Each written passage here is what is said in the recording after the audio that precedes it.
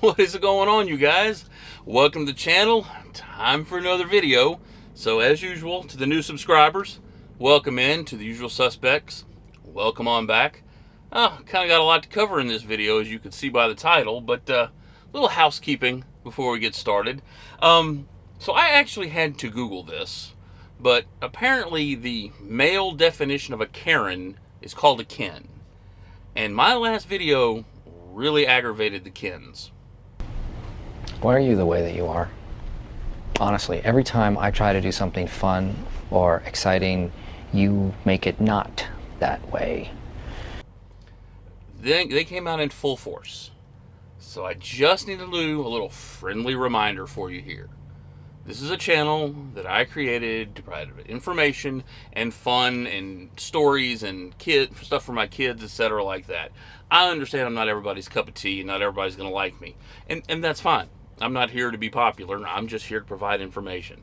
So if something that I say triggers you so bad, or the choices that I make trigger you so bad that you feel like you have to insult my wife or my children or my God, please just move along and save us all the effort so that I don't have to delete the comment and block you. Make yourself better. Be better. Have fun in this thing called life.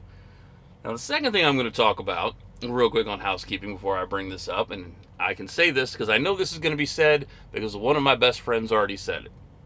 Kev, you go to these companies and you talk about how good they are. That's suspicious. That's weird. Well, yeah, I do. And I want to talk about that real briefly because this is maybe for new drivers. This is a lesson for my kids about how life works. I have worked for a few companies, but I've been driving for almost 3 years now. Well, 3 years exactly. And in that time, I've gained experience. I've done flatbed reefer dry van. But I've also, in 3 years, never had a service failure. Never had a load that was late because of something that I did. On top of that, every time I go to a company, I treat my dispatcher, my fleet manager, planners, anybody with respect. I've never cussed anybody out. I'm not rude. Nothing like that. I work as a team. Two, say what you want to say. It can all change in a moment. I understand that. But I haven't had a speeding ticket since 2001. I got 2 of them and said, I'm tired of paying the state to go fast, and I don't do that. I'm overly cautious when I drive. It can change tomorrow, but as it stands right now, I haven't had an accident in a very long time. Somebody wants to talk to me. On top of that, I've had passed all of my inspections cleanly because I'm meticulous about my logbooks and doing things the right way. So I guess what I'm saying is, if you do things the right way, you're dependable, you speak with respect, know how to talk to people, you'll always have a job. And typically, unless you screw something up or somebody lies to you, it'll be with a good company.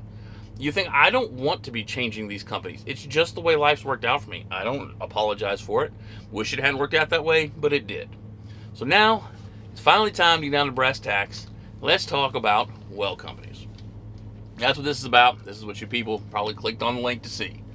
So when it comes to orientation, which is what I went through, I'm not going to go through orientation. There's videos out there. But as usual with anywhere, it's like drinking from a fire hose.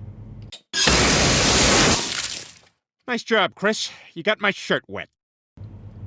It's basically just everybody trying to cram as much information as you can get down your throat so that you do things the right way, because trucking is trucking. Let's be honest, okay? I've worked for three refrigerated companies. They all haul the same refrigerated trailers for the same basic customers, the same basic routes. Trucking is trucking for the most part, but now you got to learn to do exactly how they want you to do it. And that can take some time and be a little hard for some people, just trying to technology and what tablets and systems and all that. So I did that, got the orientation. I'm not going to go over this. It's a real big deal. Wasn't that easy. So I got my truck last Friday. Today is Thursday. And I got it about 2 o'clock in the afternoon. And so what was really cool about well companies is I actually had a video conference with my driver manager before I got my truck. And I've had phone calls, and sometimes you meet them in person, but to actually get to put a name to the face and them kind of ask you questions, because the first thing she'd ask me wasn't, how soon can you go? How far do you go? How long do you stay out? The first thing she asked me was, tell me about yourself. Now, driver, manager, driver, it's a business relationship, but to have some idea what's going on behind the other side of the phone is really cool. So I got my truck. And I'm going to tell you about my first week, and then I'll kind of explain what my first initial, when I start going to my impressions about this company. So I went back to the hotel that they paid for. I didn't have to pay for anything to get to orientation. I didn't have to pay for a hotel. They paid for all of that. And that doesn't always happen when you're lease purchase. But went back to the hotel, and I'm chilling, and all the stuff for my truck is in the hotel. But she had pre-planned me on 2 routes. I was supposed to leave Saturday to pick up a trailer, go to Kentucky and pick up a load, and deliver it Monday morning in Michigan. So easy, several days to get it done. I wasn't stressing anything. I get a call about 8 o'clock. I haven't set anything up, haven't done anything, and it says, well, company's on the phone.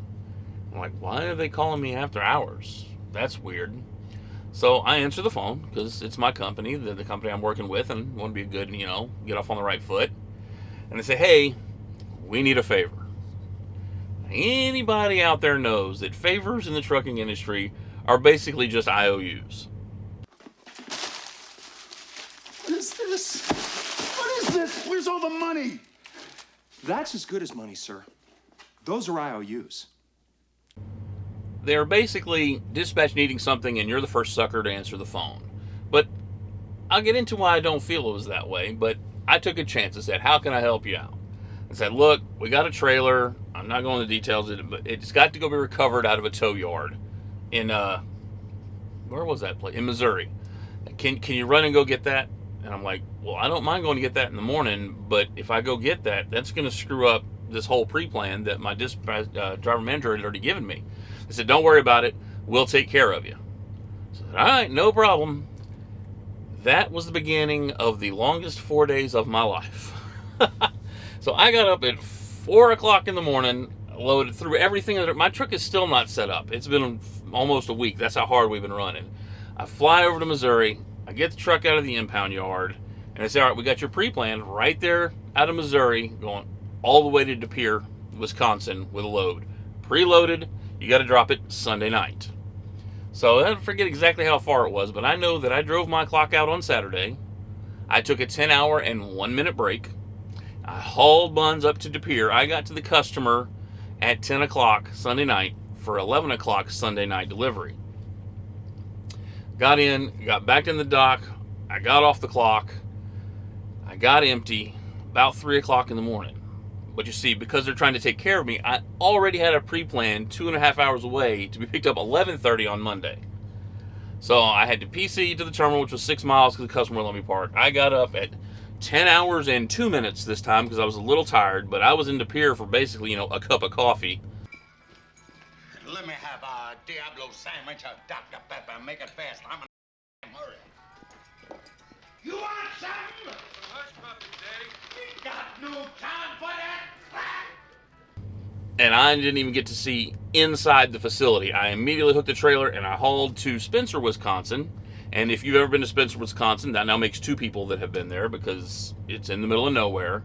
And I grabbed a load going from Spencer, Wisconsin, all the way to Dallas, Texas, 1,170 miles. I picked it up Monday. It had to be in Dallas Wednesday morning at 8 o'clock. So I just hooked it and booked it and ran my clock out on Monday. I got up Tuesday, had to run my clock out. And all the Google reviews and everything said customer parking. I get to Dallas with 20 minutes on my clock. And I pull up to the gate and he goes, we're full, you can't park here. You just got jammed. Now, I don't know if you've ever tried to find parking at, was it 9 o'clock at night in Dallas? But it is not easy. Luckily, I had a little secret spot stashed away, and I went over there, and I parked. I was able to get parked. I had 33 minutes, and so I was like, all right, what are we going to do? Because there's got to be there at 8 o'clock. It's now, I can't take a 10-hour break. I won't make my time. So I said, all right, well, you know what we're going to do? Time to split berth. So I slept 8 hours straight in a sleeper, immediately got up, ran over there with 7 minutes, got back into the dock, got my 2 hours, got all my time back. As soon as I dropped there, I hauled ones out to Stephenville, Texas to pick up a drop and hook, get all the way back up to Missouri, get parked in Missouri, and delivered that this morning. I have no hours left. But the cool thing about this company is that you're pre-planned. Every load I've had, I'm pre-planned. So I've been able to very easily run my hours. So I am actually getting ready to go into St. Louis to pick up a load tomorrow that delivers Saturday into Indianapolis, where I will take a much needed and deserved 34. So what are my, initial thoughts on this place? Here are my initial thoughts on well companies. From orientation to now, there isn't one person that I didn't feel like I could talk to.